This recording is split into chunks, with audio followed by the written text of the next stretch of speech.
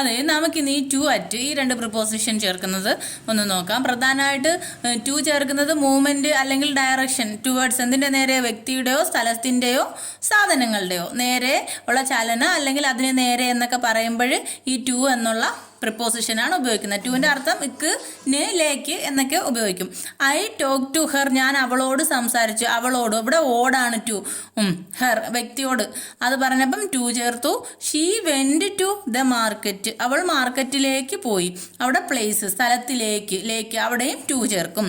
അതുപോലെ ഒരു സാധനം, he walk to his car, അവൻ്റെ കാറിനടുത്തേക്ക്, അപ്പം അവിടെയും ടു. അപ്പം ഈ ടു അർത്ഥം ഉണ്ടോ, വസ്തു അല്ല വ്യക്തി, സ്ഥലം, വസ്തു. ഇതിൻ്റെ നേർക്ക് അല്ലെങ്കിൽ ടുവേർഡ്സ് പറയുമ്പോൾ, ഡയറക്ഷൻ പറയുമ്പോൾ ടു എന്ന പ്രിപ്പോസിഷനാണ് ഉപയോഗിക്കുന്നത്. പിന്നെ ഗോ, റൺ, ഫ്ലൈ, റിട്ടേൺ, ഈ വെർബുകൾ ഇങ്ങനെയുള്ള ക്രിയകൾ ഒരാളുടെ വ്യക്തിക്ക് നേരെ പറയുമ്പം അവിടെ ടു എന്ന പ്രിപ്പോസിഷനാണ് ചേർക്കുന്നത്. ഗോ പോവുക, റൺ ഓടുക, ഫ്ലൈ പറക്കുക, റിട്ടേൺ ഇതിത്രയും. അതുപോലെ തന്നെ ഈ എക്സ്പ്ലെയിൻ വിശദീകരിക്കുക, സെൻഡ് അയക്കുക, റീഡ് വായിക്കുക, റൈറ്റ് എഴുതുക, സ്പീക്ക് പറയുക അല്ലെങ്കിൽ സംസാരിക്കുക. ഇതിൻ്റെയൊക്കെ കൂടെ അതും ആരോടെങ്കിലും ഇപ്പം വിശദീകരിക്കുന്നു ആരോടെങ്കിലും അല്ലെങ്കിൽ സെൻഡ് അയക്കുന്നു ആർക്കെങ്കിലും, ഇതൊക്കെ വരുമ്പോൾ എന്താണ്, ടു എന്ന പ്രിപ്പോസിഷനാണ് ഉപയോഗിക്കുന്നത്. ഗോ ടു സ്കൂൾ, എക്സാമ്പിൾ ഇവിടെ ഗോ ടു സ്കൂൾ അത് പറഞ്ഞ സ്ഥലത്തിലാണ്.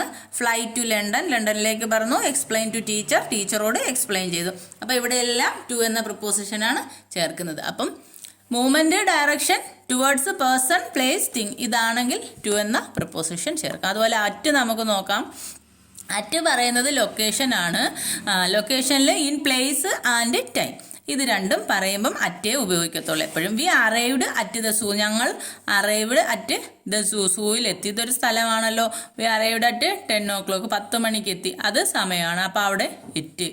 ഇവിടെ ഇക്കെന്ന അർത്ഥം വന്നു, ഇല്ലെന്ന അർത്ഥം വന്നു. മലയാളത്തിൽ നമുക്ക് ഇക്കെന്നും ഇല്ലെന്നും പറയാൻ അപ്പോൾ എന്തുപയോഗിക്കും, അറ്റ് ചേർക്കും. നമ്മൾ ഈ ഇങ്ങനെയുള്ള കുറേ വേർഡ്സിൻ്റെ അർത്ഥങ്ങൾ ആദ്യം നമ്മൾ പഠിച്ചിട്ടുണ്ടായിരുന്നു. ഈ ക്ലാസ്സുകൾ തുടങ്ങുന്ന സമയത്ത് ആദ്യം നമ്മൾ പദപരിചയമാണ് അക്ഷരം പഠിച്ചത്. അപ്പോൾ ആ വാക്കുകളൊക്കെ ഓർമ്മ ആണല്ലോ. അതൊക്കെ പഠിച്ചിട്ടുണ്ടെങ്കിൽ മാത്രമേ നമുക്ക് ഇങ്ങനെ വരുമ്പോൾ സെൻറ്റൻസുകൾ ചേർക്കാനും അർത്ഥങ്ങൾ പെട്ടെന്ന് മനസ്സിലാക്കാനും കഴിയുള്ളൂ. അതിനായിരുന്നു അന്ന് ഞാൻ ആ വാക്കുകളെല്ലാം പഠിപ്പിച്ചത്. അതൊക്കെ ഓർമ്മയുണ്ടല്ലോ.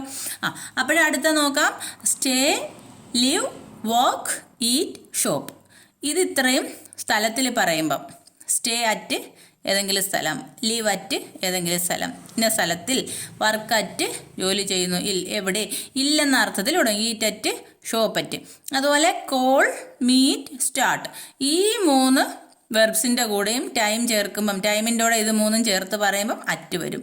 എക്സാമ്പിൾ നോക്കിക്കോ. കോൾ മീ അറ്റ് 5 o'clock, 5 മണിക്ക്. ഇവിടെ അറ്റിൻ്റെ നമ്മൾ ഇക്ക് എന്നാണ് വന്നത്, ഇക്ക്. മീറ്റ് മീ അറ്റ് 9 o'clock, 9 മണിക്ക്. അവിടെ ഇറ്റിന് ക്ക് എന്ന് നമ്മൾ ഉപയോഗിച്ചു. ലെറ്റ്സ് സ്റ്റാർട്ട് അറ്റ് 4 o'clock, നമുക്ക് 4 മണിക്ക് തുടങ്ങാം, അതും ഇക്ക്. അപ്പം ഇവിടെ ഇക്ക് എന്ന അർത്ഥത്തിലാണെന്ന് മനസ്സിലാക്കിക്കോ. വേറെന്താ പറഞ്ഞു, ഇല്ല്, ഇക്ക്. പിന്നെ സ്റ്റേഡ് അറ്റ് ഹോട്ടലിൽ സ്റ്റേ ചെയ്തു. അപ്പോൾ ഈ അറ്റും ടൂവും തമ്മിലുള്ള വ്യത്യാസം വേറെ നമ്മൾ പലതും പറഞ്ഞായിരുന്നു. ഓരോ സ്ഥലത്തിൽ, സമയത്തിൽ, സീസണിലൊക്കെ ചേർക്കുന്നത് അത് കഴിഞ്ഞ ക്ലാസ്സിൽ പറഞ്ഞിട്ടുണ്ട്. അപ്പോൾ ഇന്ന് നമ്മൾ പറഞ്ഞത് ടൂവും അറ്റും എങ്ങനെ ഉള്ള കാര്യങ്ങളാണ്. അപ്പം മനസ്സിലായല്ലോ. ഓക്കെ.